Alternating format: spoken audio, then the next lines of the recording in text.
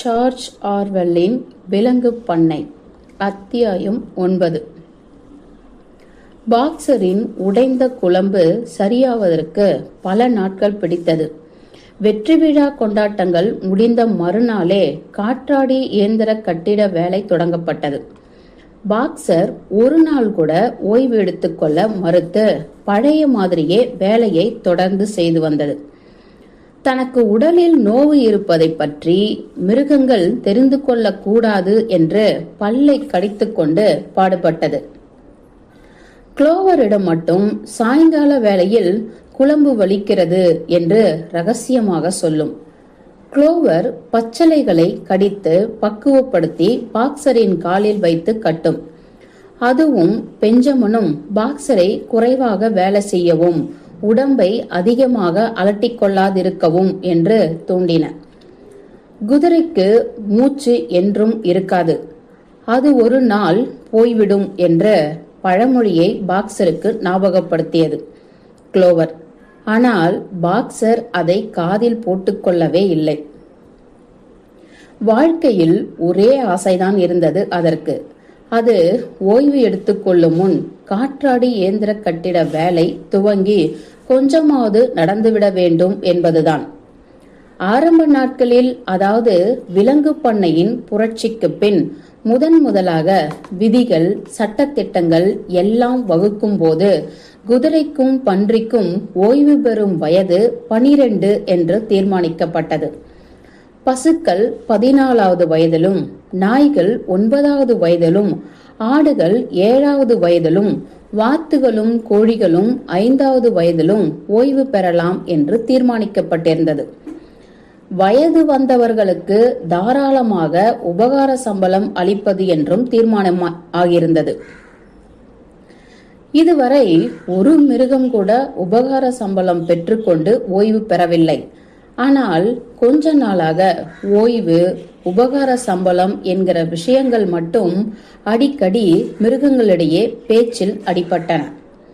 முதலில் ஓய்வு பெற்ற மிருகங்களுக்கு என்று ஒதுக்கியிருந்த வயலில் இப்பொழுது பார்லி விதைக்கப்பட்டிருந்தபடியால் பெரிய வயலில் ஒரு பகுதியை வேலி போட்டு புல்தரையாகவும் மேயவும் இடமாகவும் ஒதுக்கி வைக்கப்படும் என்று வதந்தி உலாவியது.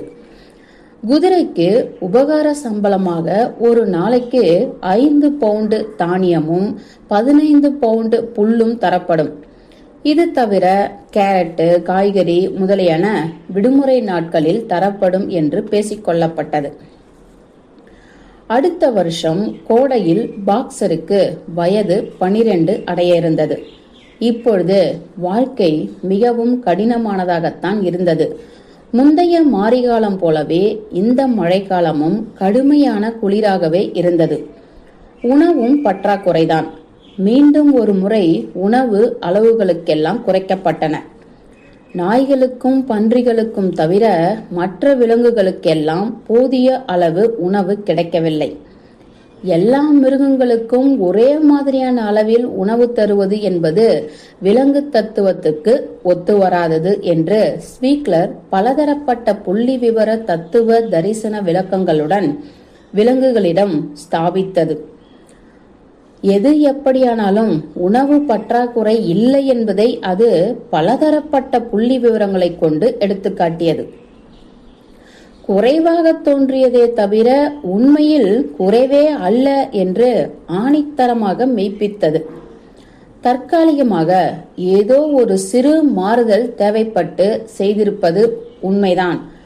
ஆனால் உணவு குறைந்திருப்பதாக ஏற்பட்டு விடாது. உணவு அளவில் ஒரு மாறுதல் என்று சொல்லலாமே தவிர உணவு அளவில் குறைவு என்று ஸ்வீக்லர் தவறியும் கூட சொல்லவில்லை. ஆனால் ஜோன்ஸின் நாட்களில் இந்த மாறுதல் கால அளவு உணவு கூட மிருகங்களுக்கு கிடையாது என்று பல புள்ளி விவரங்களை கொண்டு நிரூபித்தது ஸ்வீக்லர் பன்றி. மிக வெகு வேகமாக கீச் குரலில் புள்ளிகளை மிருகங்களுக்கு வாசித்து காட்டியது ஸ்வீக்லர்.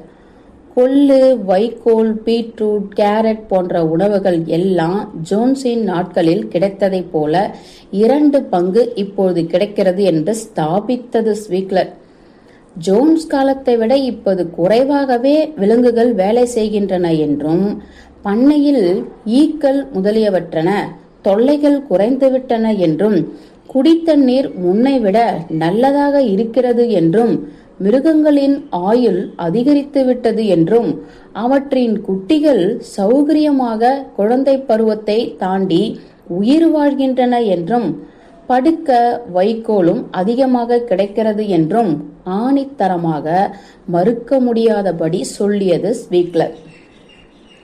மிருகங்கள் எல்லாம் ஒவ்வொரு வார்த்தையையும் நம்பின.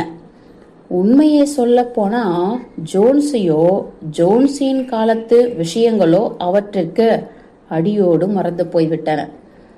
இப்பொழுது வாழ்க்கை கடினமாகவும் திருப்தியற்றதாகவும் உற்சாகமற்றதாகவும் இருக்கிறது என்பதை மட்டுமே அவை உணர்ந்தன.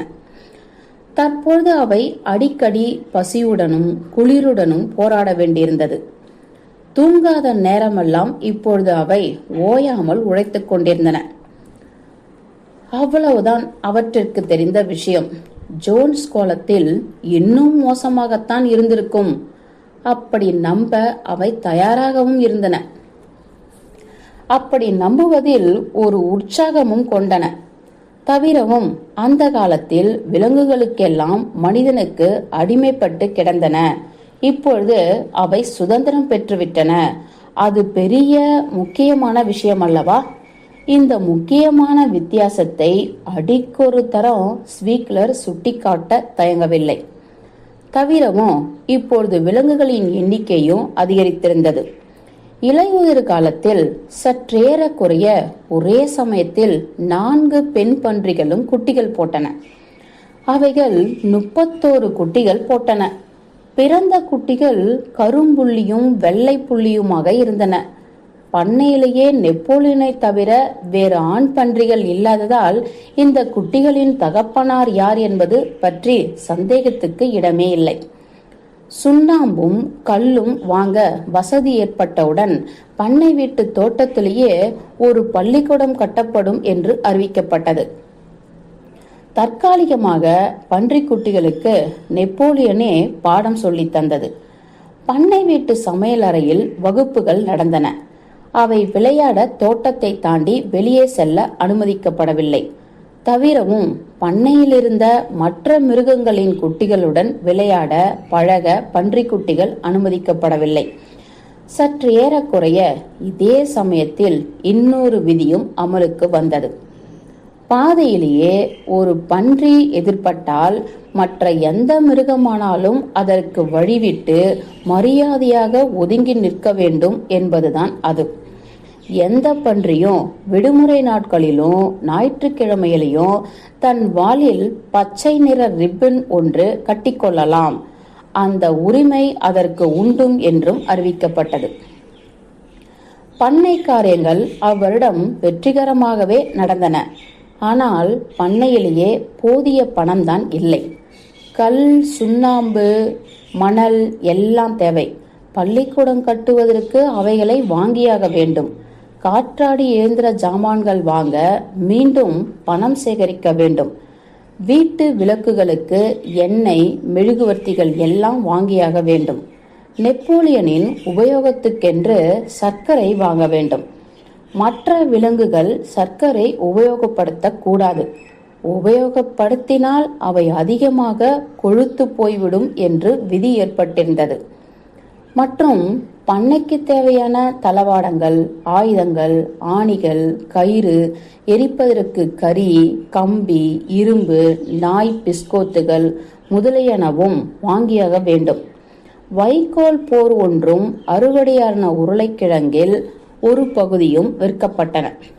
விற்பனைக்கு கொடுக்கும் முட்டைகள் 500 600 உயர்த்தப்பட்டன. அந்த வருடம் இட்ட முட்டைகளில் விற்கப்படாமல் குஞ்சுகளானவை மிகவும் சொற்பமே. பண்ணையிலேயே கோழிகளின் எண்ணிக்கை வெகுவாக குறைந்துவிடும் போல் இருந்தது. டிசம்பரில் குறைக்கப்பட்ட உணவு அளவு பிப்ரவரியில் மீண்டும் குறைக்கப்பட்டது. விலங்குகளுக்கு எண்ணெய் வீணாக செலவாகிறது, வீட்டுக்கு வெளியே மிருகங்கள் படுத்துறங்கும் இடங்களில் விளக்குகள் எரியக்கூடாது என்று நெப்போலியன் உத்தரவிட்டது. ஆனால் பன்றிகள் சௌகரியமாகத்தான் இருந்தன. அவை தின்று கொடுத்து கொண்டிருக்கிற மாதிரிதான் தோன்றியது. பிப்ரவரி மாத கடைசியில் ஒரு நாள் மாலையில் ஏதோ ஒரு சமையல் வாசனை பண்ணை பூராவும் பரவி எல்லோருக்கும் நாக்கில் நீர் ஊற செய்தது. அதுவரையில் விலங்குகள் அந்த மாதிரியான வாசனையை முகர்ந்ததே கிடையாது. ஜோன்ஸ் காலத்திலே கூட உபயோகப்படாமல் கிடந்த சாராயம் காய்ச்சும் கிடங்கிலிருந்து வந்தது. அந்த வாசனை பார்லி கொதிக்கும் வாசனை என்று யாரோ சொன்னார்கள். பசியுடன் நாக்கில் நீர் ஊற காற்றில் வந்த அந்த வாசனையை நுகர்ந்தன மிருகங்கள். தங்களுக்கு தான் ஏதாவது விசேஷமாக தயாரிக்கிறதோ என்று ஆச்சரியப்பட்டு ஆசையுடன் காத்திருந்தார்கள். ஆனால் அவற்றிற்கென்று விசேஷமாக ஒன்றும் கொடுக்கப்படவில்லை. அடுத்த ஞாயிறன்று கொட்டகையில் மிருகங்கள் கூடிய போது, இனிமேல் பன்றிகளுக்கு மட்டும் தினந்தோறும் பார்லி அளிக்கப்படும் என்று அறிவிக்கப்பட்டது.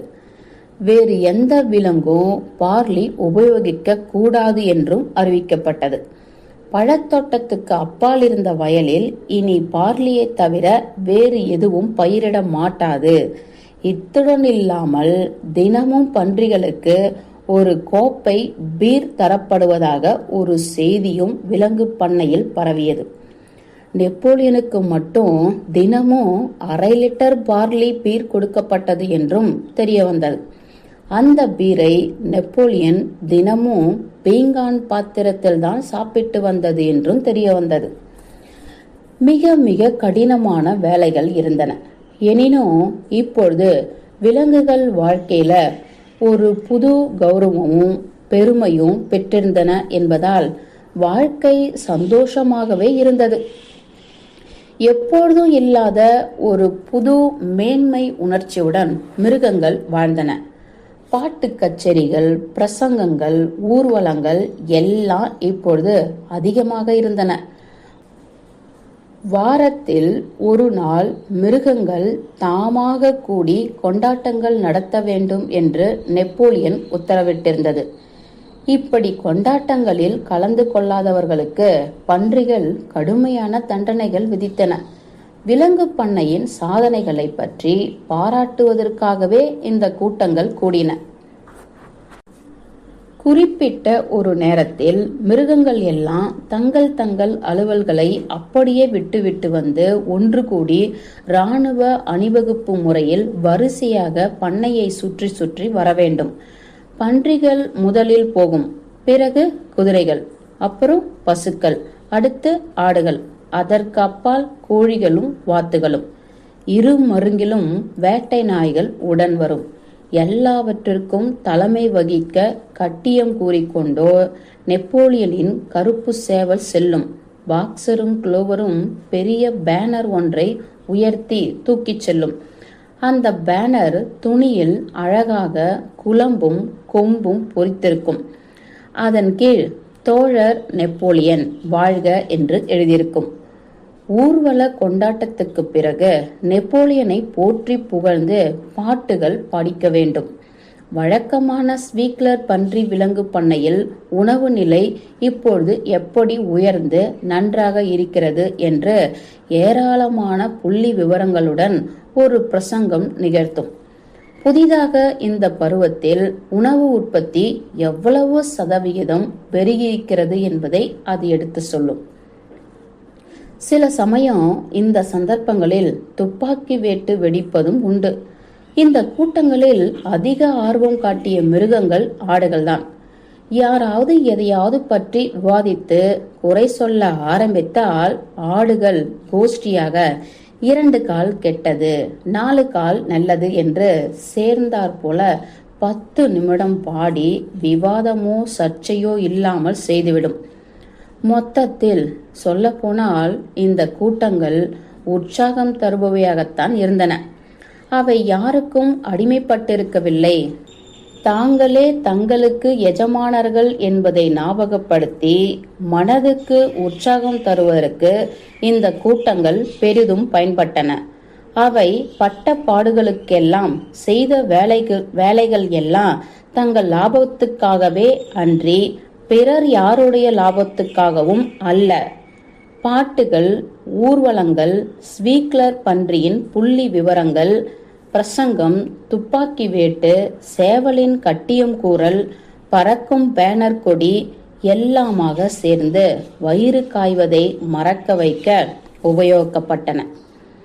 இந்த ஆர்ப்பாட்டத்தில் கொஞ்ச நேரமாவது பசியை மறந்திருக்க முடிந்தது என்பது விசேஷம்தானே. ஏப்ரலில் விலங்கு பண்ணை குடியரசு என்று அறிவிக்கப்பட்டது. அக்குடியரசு நாட்டுக்கு தலைவர் ஒருவரை தேர்ந்தெடுக்க வேண்டிய அவசியம் ஏற்பட்டது. ஒரே ஒரு ஆபேட்சகர் அப்பதவிக்கு போட்டியிட்டார். நெப்போலியன் தான் அது. ஆகவே ஏகமனதாக தேர்ந்தெடுக்கப்பட்டது.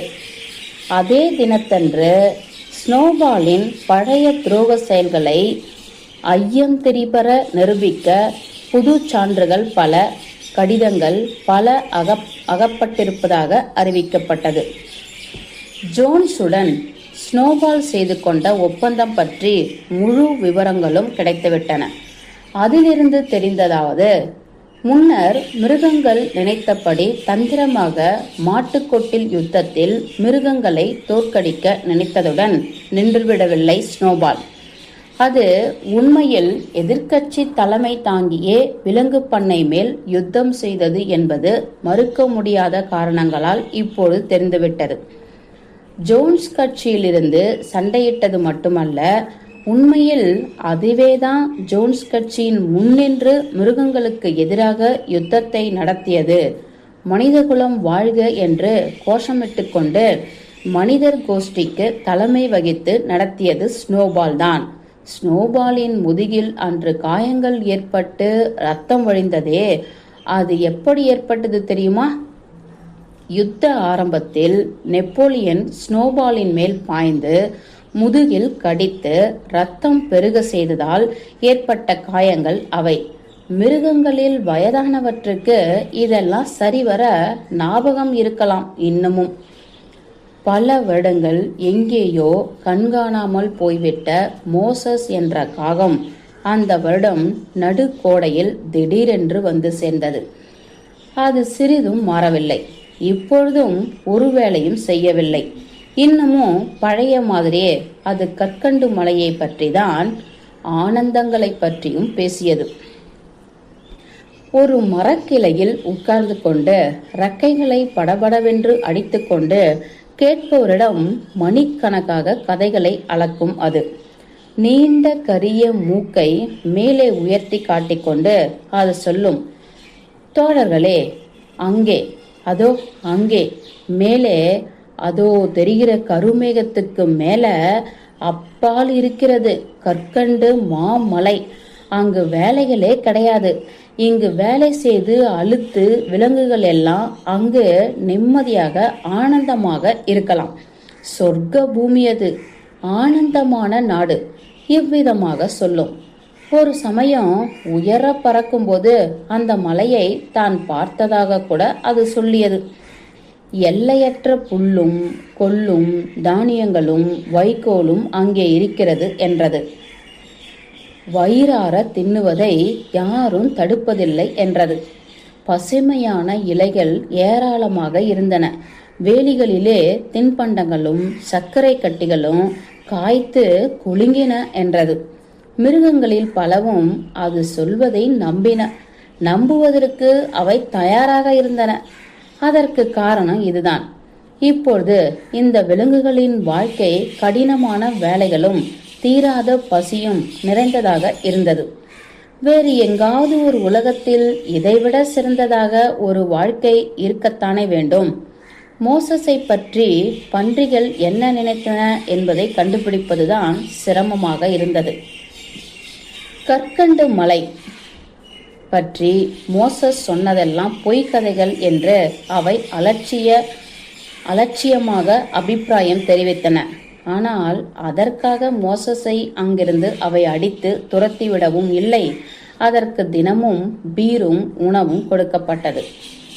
கால் குழம்பு சரியான பிறகு பாக்ஸர் முன்னெல்லாம் விட அதிகமாக உழைத்தது. உண்மையில் எல்லா மிருகங்களுமே எப்போதையும் விட அதிகமாக அடிமைகள் போல உழைத்தன. பண்ணையில் சாதாரணமாக நடக்க வேண்டிய வேலைகள் பல இருந்தன. அதை தவிரவும் காற்றாடி இயந்திர கட்டிட வேலையும் நடைபெற்று கொண்டிருந்தது. இளம் பன்றிகளுக்கான பள்ளி கட்டிடமும் வேலையாகி கொண்டிருந்தது. மார்ச் மாதத்தில் அந்த வேலை தொடங்கியது.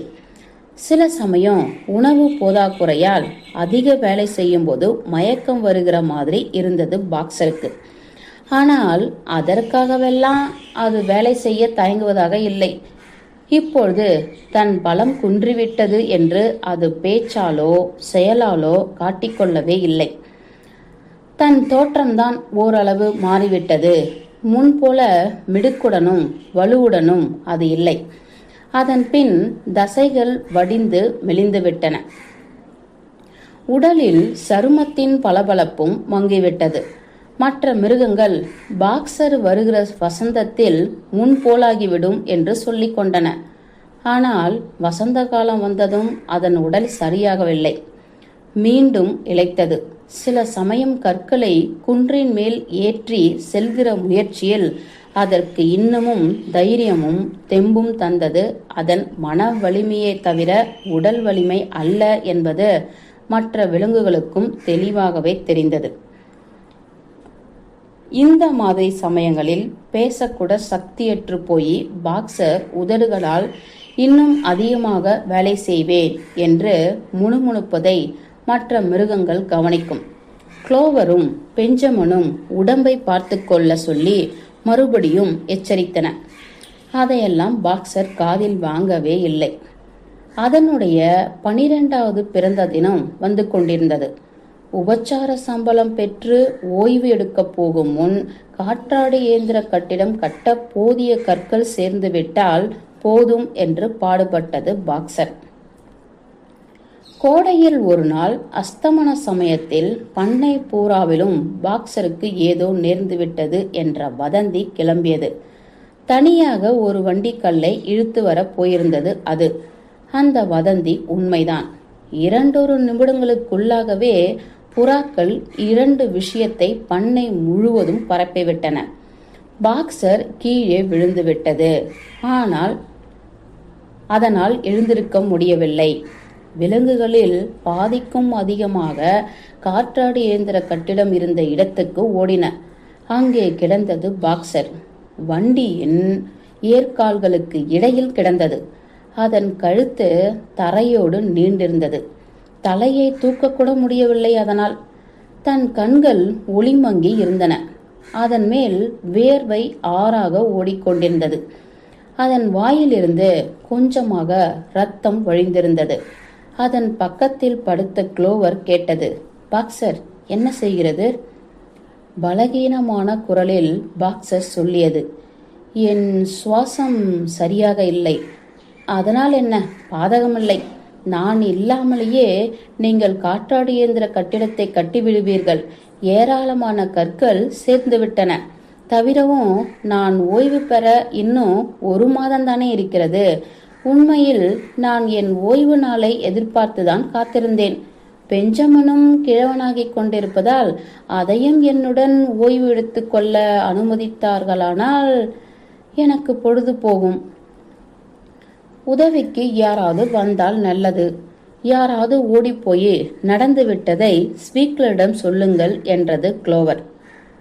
எல்லா விலங்குகளுமே பண்ணை வீட்டை நோக்கி ஓடி ஸ்பீக்லருக்கு தகவல் கொடுத்தன. குளோவர் மட்டும் பாக்ஸர் பக்கத்தில் படுத்திருந்தது. பெஞ்சமின் மௌனமாக பாக்ஸர் மேல் வந்து உட்கார்ந்த ஈக்களை விரட்டி கொண்டிருந்தது. 1/4 மணி நேரம் கழித்து ஸ்பீக்லர் வந்து சேர்ந்தது. அனுதாபமும் ஆதரவும் ததும்ப வந்தது. மிகவும் பக்தியுடன் உழைத்து வந்த பாக்ஸருக்கு நேர்ந்துவிட்ட விபத்து பற்றி தலைவர் தோழர் நெப்போலியன் கேள்விப்பட்டு துயருற்றிருப்பதாக தெரிவித்தது ஸ்பீக்லர். பாக்ஸருக்கு வைத்தியம் செய்வதற்காக அதை உடனேயே வெல்லிங்டன் கிராமத்தில் இருந்த மிருக வைத்தியசாலைக்கு அனுப்ப ஏற்பாடுகள் செய்யும்படி நெப்போலியன் விம்பருக்கு சொல்லி அனுப்பியிருப்பதாக கூறியது ஸ்பீக்லர். இதை கேட்ட மற்ற மிருகங்கள் சிறிதும் ஐயம் கொண்டன. இது சரியல்ல என்று அவற்றிற்கு தோன்றிற்று. மாலியையும் ஸ்னோபாலையும் தவிர வேறு எந்த மிருகமுமே விலங்கு பண்ணை விட்டு வெளியே சென்றது கிடையாது. உடம்பு சரியாக இல்லாத பாக்ஸர் வைத்தியத்திற்கே ஆனாலும் தங்கள் எதிரிகளான மனிதர்கள் கையில் சிக்கிக் கொள்வது சரியல்ல என்று மிருகங்கள் நினைத்தன. ஆனால் ஸ்வீக்லர் அவை நினைத்தது தவறு என்பதை அதிசீக்கிரமே நிரூபித்துவிட்டது. பண்ணையில் கிடைப்பதை விட நல்ல வைத்திய உதவி பாக்ஸருக்கு மிருக வைத்தியசாலையில் கிடைக்கும் என்றும் அங்கு உடல் சீக்கிரமே குணமாகிவிடும் என்றும் சொல்லியது ஸ்வீக்லர். அரை மணி நேரத்துக்கு பிறகு பாக்ஸர் கொஞ்சம் தேறி எழுந்து மெதுவாக தன் லாயத்துக்கு சென்றது. அங்கு குளோவரும் பெஞ்சமனும் வைக்கோலை பரப்பி அது படுத்துக்கொள்ள வசதி செய்தன. அடுத்த 2 நாட்களும் பாக்ஸர் தன் லாயத்திலேயே தங்கிவிட்டது. பண்ணை வீட்டு குளிரும் அலமாரியிலிருந்த சிவப்பு நிற மருந்தொன்றை பன்றிகள் பாக்ஸருக்கு அனுப்பி வைத்தன. சாப்பாட்டுக்கு பிறகு தினமும் 2 வேளைகள் அந்த மருந்தை கொடுத்தது குளோவர். மாலை நேரங்களில் குளோவர் வந்து அதனுடன் பேசிக்கொண்டிருக்கும். பெஞ்சமின் எதுவும் பேசாமல் ஈக்களை விரட்டி கொண்டிருக்கும். நடந்தது பற்றி தான் வருத்தப்படவில்லை என்று சொல்லிக் கொண்டது பாக்ஸர். உடல் தேறிவிட்டால் அது இன்னும் 3 வருடங்கள் உயிருடன் இருக்கலாம். பெரிய வயலில் ஒரு மூலையில் தன் ஓய்வு நாட்களை நிம்மதியாக கழிக்க அது எதிர்பார்த்து காத்திருந்தது. படித்த அறிவை விருத்தி செய்து கொள்ள இதுவரை அதற்கு அவகாசமே இருந்ததில்லை. தான் வாழ்நாளில் இனி எஞ்சிய பகுதியை எழுத படிக்க கற்றுக்கொள்ள தான் பாடுபட போவதாக தெரிவித்தது பாக்ஸர். எனினும் பெஞ்சமினோ குளோவரோ தங்கள் வேலைகள் எல்லாம் முடிந்த பிறகுதான் பாக்ஸருடன் இருக்க முடிந்தது. அதை எடுத்து போக நண்பகலில் வண்டி வந்தது.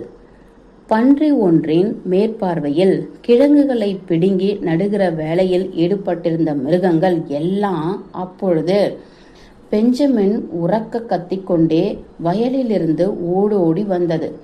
பெஞ்சமின் வழக்கத்துக்கு விரோதமாக இப்படி பதட்டத்துடன் ஓடுவதை இப்பொழுதுதான் முதல் தடவையாக பார்த்த விலங்குகள் அதிசயித்தன. அவசரம் அவசரம், சீக்கிரம் வாருங்கள் வாருங்கள், பாக்ஸரை எடுத்து செல்கிறார்கள் என்று பெஞ்சமின் கத்தியது. பன்றியிடம் அனுமதி கூட கேட்காமல் எல்லா மிருகங்களும் வேலைகளை அப்படியே விட்டுவிட்டு பண்ணை கட்டிடத்தை நோக்கி ஓடின. உண்மைதான், அங்கே மூடிய ஒரு பெரிய வண்டி லாயத்துக்கு எதிரில் நின்று கொண்டிருந்தது. வண்டியில் 2 குதிரைகள் பூட்டப்பட்டிருந்தன. வண்டியின் மேல் பெரிய எழுத்துகளில் ஏதோ எழுதப்பட்டிருந்தது. வண்டி ஓட்டி பார்ப்பதற்கே அவநம்பிக்கை விளைவிக்கும் அருவருப்பான தோற்றமுடையவனாகவும் தந்திரக்காரனாகவும் காணப்பட்டான். லாயத்தில் பாக்ஸரை காணவில்லை. விலங்குகள் எல்லாம் அந்த வண்டியை சுற்றி சுற்றி வந்து போய் வா பாக்ஸர், போய் வா என்று விடை கொடுத்து அனுப்பின.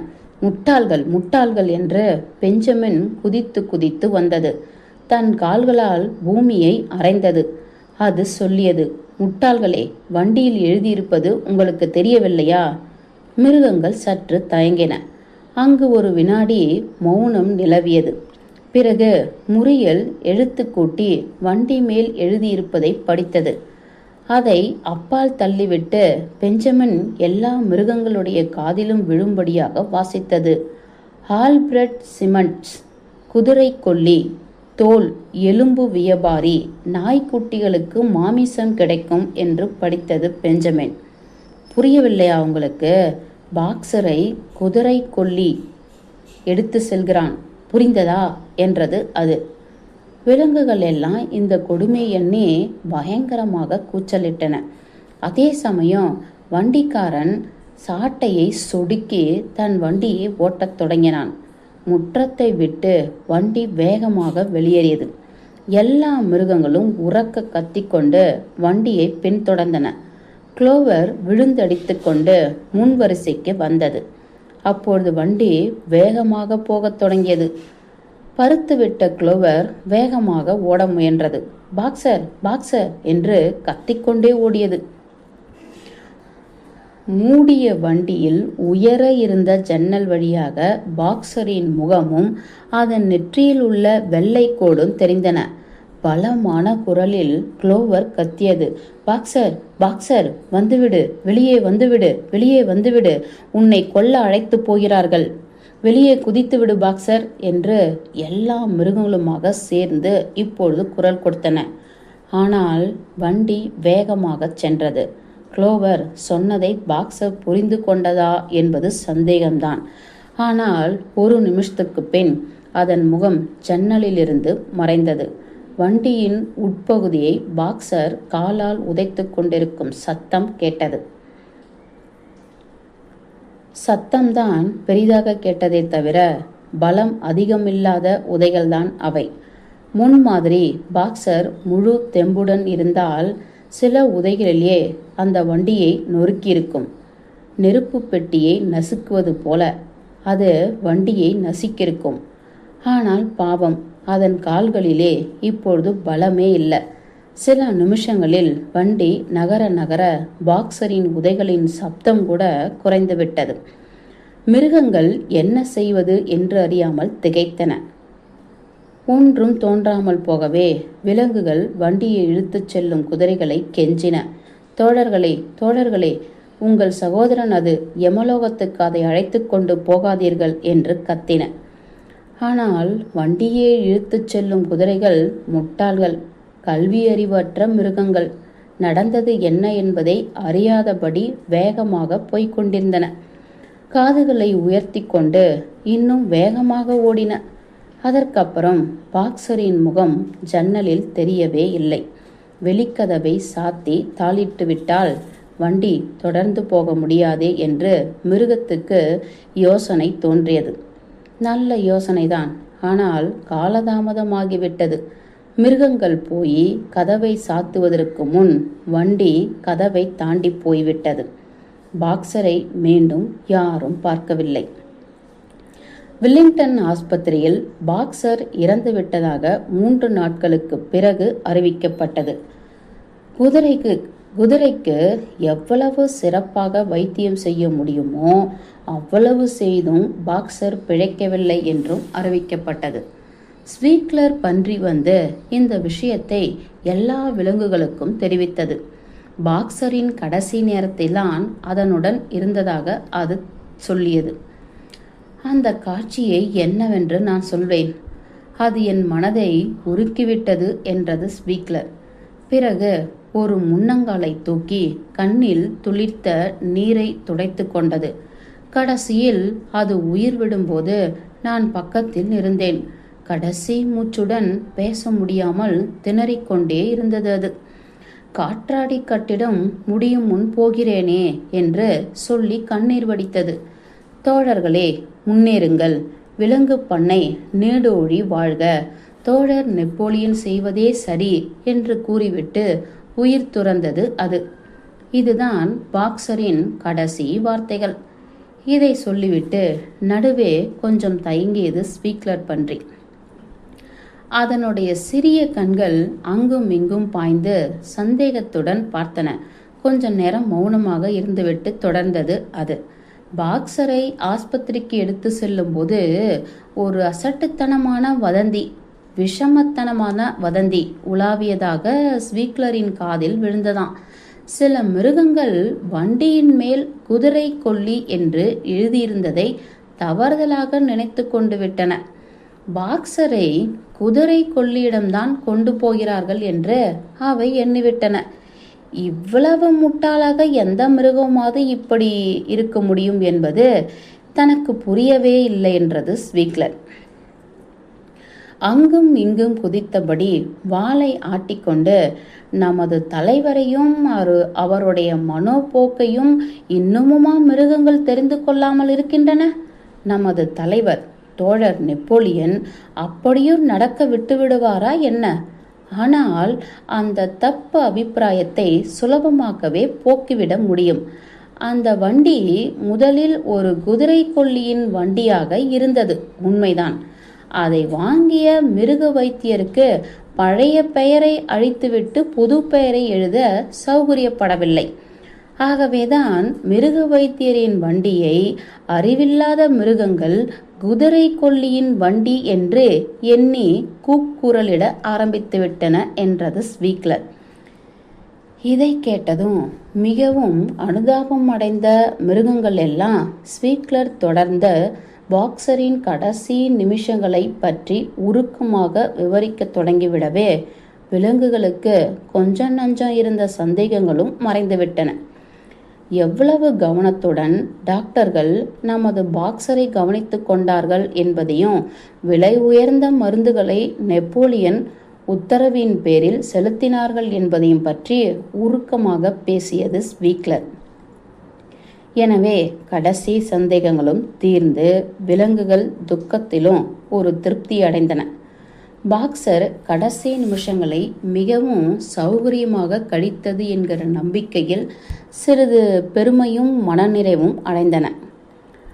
அடுத்த ஞாயிறன்று காலையில் கொட்டகையில் கூட்டம் கூடிய போது நெப்போலியனே மேடை மீது தோன்றி பாக்ஸரின் ஞாபகார்த்தமாக ஒரு சிறிய சொற்பொழிவு நிகழ்த்தியது. பண்ணையிலேயே புதைக்க அதன் உடலை கொண்டு வர முடியவில்லையே என்று வருத்தம் தெரிவித்தது நெப்போலியன். ஆனால் நமது துக்கத்தை குறிக்கும் லாரல் இலைகளால் ஒரு அழகான மாலை கட்ட சொல்லி அதை பாக்ஸரின் கல்லறையிலேயே அணிவிக்க செய்திருப்பதாக சொல்லியது. சில நாட்களுக்கு பிறகு பாக்ஸரின் ஞாபகார்த்தமாக ஒரு விருந்து நடத்துவது என்று பன்றிகள் தீர்மானித்திருப்பதாக சொல்லிற்று நெப்போலியன். பாக்ஸரின் 2 ஸ்லோகங்களையும் நான் இன்னும் கடுமையாக வேலை செய்வேன் என்பதையும் நெப்போலியன் சொல்லிவிட்டால் சரி என்பதையும் விலங்குகளுக்கெல்லாம் கடைசியில் ஞாபகம் மூட்டியது நெப்போலியன். பாக்ஸரின் ஞாபகார்த்தமாக அது காட்டிய வழியை, அதன் கொள்கைகளை மிருகங்கள் பின்பற்றி நடந்து அதை கௌரவிக்க வேண்டும் என்றது நெப்போலியன். மிருகங்களுக்கு இந்த 2ஐயும் விட சிறந்த ஸ்லோகங்கள் கிடைக்காது என்பது நிச்சயம் என்றது நெப்போலியன். அத்தியாயம் 9 முடிந்தது.